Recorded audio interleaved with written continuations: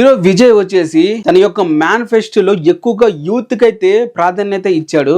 ఇప్పుడే మేనిఫెస్టో అనేది రిలీజ్ అయితే చేశారు. ఆ మేనిఫెస్టోలో తను ఏం పథకాలు ఇస్తున్నాడో ఒకసారి చూడండి. 4,000 వచ్చేసి మంత్లీ అన్ఎంప్లాయిడ్ యూత్ కి అయితే ఇవ్వబోతున్నాడంట.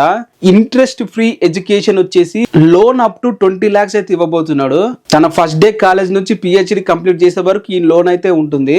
అలాగే 25 lakhs వచ్చేసి ఎవరైతే కొత్తగా బిజినెస్ స్టార్ట్ చేయాలి, ఎంటర్ప్రెనర్స్ అవ్వాలనుకుంటారో వాళ్ళ కోసం ఈ లోన్ కూడా కొత్తగా అయితే తీసుకుని వస్తాడంట. అలాగే మాసివ్ 5 lakhs ఇంటర్న్షిప్ అయితే తనైతే ఇస్తానని చెప్పి అయితే అంటున్నాడు. ఎవరైతే అన్ఎంప్లాయిడ్ ఉంటారో స్టైపాడ్ వచ్చేసి దాదాపు 10,000 వరకు అయితే ఉంటుంది.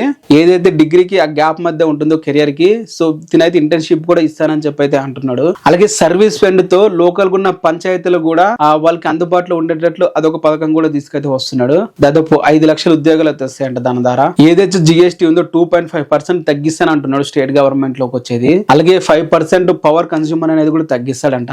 ఉంటారుగా పల్లెటూరు వ్యవసాయం చేసే వారికి 75% వరకు అయితే కరెంట్ కోతను తగ్గిస్తానైతే అంటున్నాడు.